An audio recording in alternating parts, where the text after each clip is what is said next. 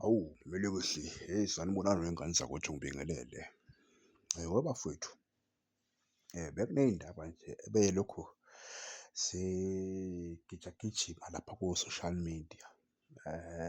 Iy'ndaba zalo mjida bathi uGrand olapha kuSwelele odlala esiswini.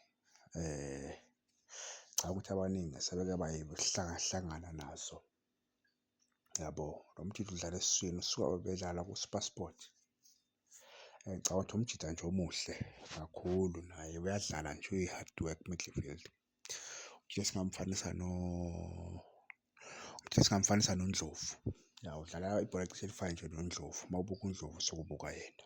Yabo, khona iy'ndaba-ke ezike zagijima nje zithi-ke hey, i-Kaizer Chiefs kuthiwa iyamfuna kwasho kwacima. Yabo, kuze kwabhala isini soccer. Ya, kule newspaper nje kuyabhala bathi isokha laduma or soccer ngiyakhohlwa. Yathi hhayi i-Chiefs iyamfuna. Kwase kuphendula-ke uJunior Khanya, uJunior Mtaunga. UJunior Mtaunga wathi hhayi ayikho amampunge lawo into engekho leyo. Bakaze nje bona bathi bayamfuna. Yabo, ngicabanga ukuthi abantu-ke abathi bayayifunela lo mjida lo la ey'nkundleni zokuxhumana ngoba phela indaba yakhe vele isematheni. Kuthiwa i-Chiefs imfuna kabi kabi. Kodwa wagcineka uMtaunga umfana omncane wathi hhayi lawa amampunge asikaze nje thina sithi siyamfuna lo mjida. Yabo, ningazisukeli.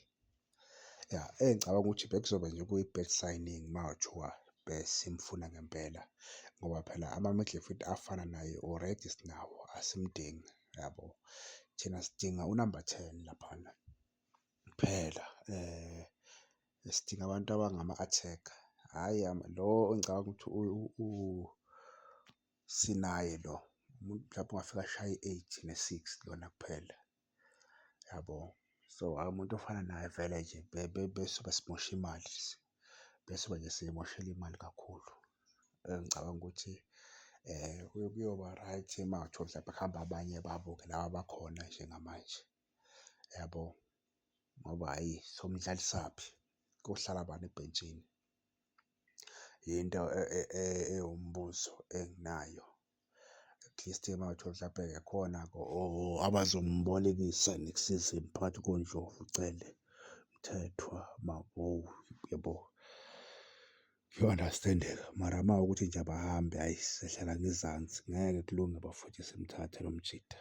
Ngeke uMtaunga nje ushaya ngonyawo phansi-ke uJunior Mtaunga wathi hhayi amampunge lawo into engekho le engasiqambela amanga thina. Hhayi cha, kungijabulisile-ke lokho ukubona ukuthi uyayiphenduka. Nami cha bengayijabulile iy'ndaba lezi. Bengibona nje kuyiy'ndaba nje ezisifaka ehlathini ezisibuyisela emumva. Yabo, ngeke sifake ama-midfield ayi-one adlale ibhola eliyi-one. Besuke sibuyele emuva phela lapho.